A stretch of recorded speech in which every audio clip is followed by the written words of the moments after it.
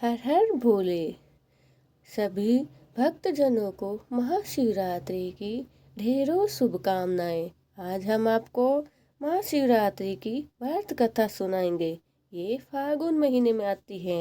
महाशिवरात्रि का व्रत फागुन कृष्ण त्रयोदशी को होता है। कुछ लोग इसे चतुर्दशी के दिन भी इस व्रत को करते हैं। ऐसा कहा जाता है कि सृष्टि के प्रारंभ में इसी दिन मध्य रात्रि को भगवान शंकर का ब्रह्मा से रुद्र के रूप में अवतार हुआ था।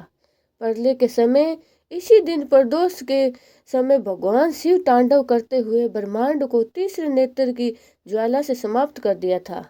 इसीलिए इसे महाशिवरात्रि या कालरात्रि भी कहा जाता है। तीनों लोगों की अपार सुंदरी तथा शीलवती गौरी को अर्धांगिनी बनाने वाले शिव प्रेतों पिशाचों से घिरे रहते थे। उनका रूप बड़ा ही विचित्र था। शरीर पर शमशान की भस्म लगे, इस गले में सर्प का हार, कंठ में विष, जटाओं में जगत त्राणी पावन गंगा तथा माथे में प्रलय कर ज्वाला है। उनका वाहन बैल है। अमंगल रूप होने पर भी भक्तों का मंगल करते हैं और संपत्ति प्रदान करते हैं।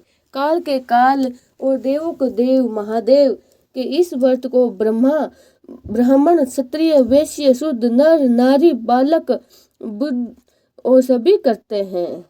व्रत विधान: इस दिन प्रातःकाल स्नान ध्यान करके निहारा रहे पत्र पुष्प तथा सुंदर वस्त्रों से मंडप तैयार करके सर्वतोभद्र की वेदी पर कलश की स्थापना के साथ ही गौरी शंकर और नंदी की मूर्ति रखनी चाहिए। कलश को जल से भरकर रोली मोली चावल पान सुपारी लौंग इलायची चंदन दूध दही घी शक्कर शहद कमलगट्टा धतूरे कनेर आकड़े के पुष्प वील पत्थर माकाओ और तथा प्रसाद शिव जी को अर्पित करते हैं।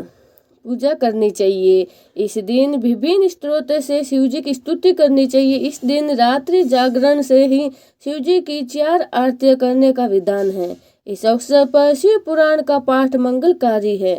दूसरे दिन प्रातः जौ तिल खीर बील पत्रों का हवन करके ब्राह्मणों को भोजन करवाकर व्रत का पालना करना चाहिए। इस विधि विधान तथा स्वस्थ भाव से ही जो ये व्रत करता है भगवान शिव उस पर प्रसन्न होकर अपार सुख प्रदान करते हैं। महाशिवरात्रि व्रत कथा: किसी गांव में एक ब्राह्मण परिवार रहता था। ब्राह्मण का लड़का चंद्रसेन दुष्ट प्रवृत्ति का था।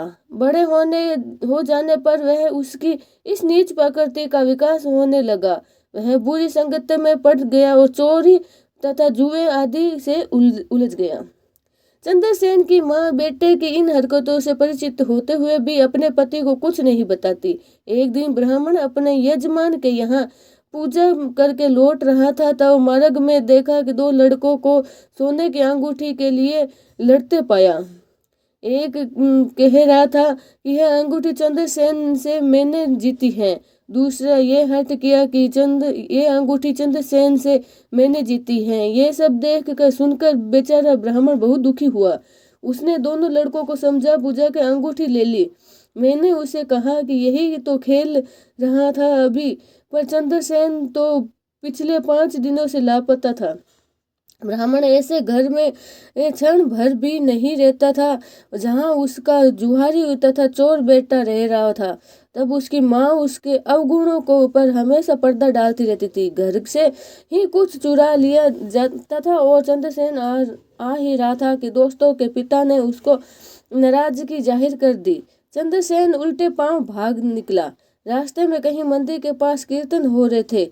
भूखा चंद्रसेन कीर्तन मंडली में बैठ गया। उस दिन महाशिवरात्रि थी।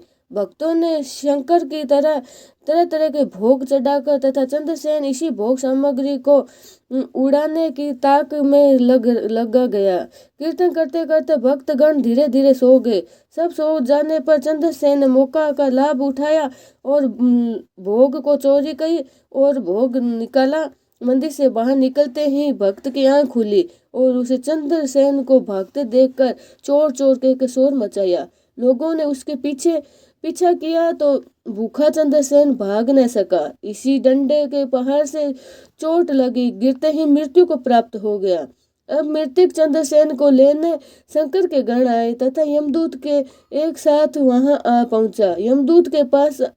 यमदूत के अनुसार चंद्रसेन नरक का अधिकारी था, कारण उसने बराबर पाप किए थे। शिव के गणों के अनुसार चंद्रसेन स्वर्ग का अधिकारी था, क्योंकि वह शिव भक्त था। चंद्रसेन ने पिछले 5 दिनों से भूखा रहकर व्रत तथा शिवरात्रि को जागरण जो किया था, शंकर के शिव पर चढ़ा हुआ नैवेद्य नहीं खाया था। वह नैवेद्य खाने से ही पूर्व ही प्राण त्याग चुका था, इसीलिए शिव गणों के अनुसार वह स्वर्ग का अधिकारी था। ऐसे में भगवान शंकर के अनुग्रह से ही हुआ था।